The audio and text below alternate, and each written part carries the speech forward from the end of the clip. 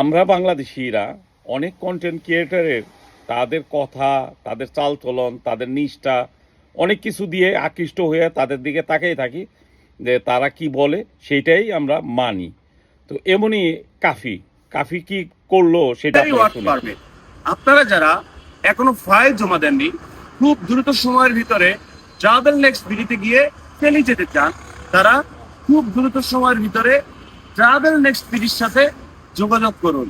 কোনো এক এজেন্সির কাছ থেকে মোটা অঙ্কের টাকা খাইয়া এই কাফি, সরি এই কুত্তা কাফি, একজন এজেন্সির নাম বলে দিল ইটালিতে লোক আনার ব্যাপারে, কিন্তু এই কুত্তা কাফি জানেই না এজেন্সির মাধ্যমে ইটালিতে লোক আসে না।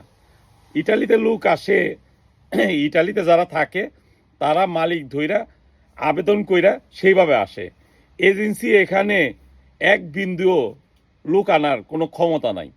তো এই কুত্তা কাফির কাছে ভিডিওটা দিয়েন, যে মানুষের কাছে ক্ষমা প্রার্থনা করবার জন্য, যে এরকম একটা ভিডিও দেওয়ার জন্য। কারণ বাংলাদেশে শত শত হাজার হাজার বেকার এখন প্রতারণার শিকার হবে এই কুত্তা কাফির কারণে।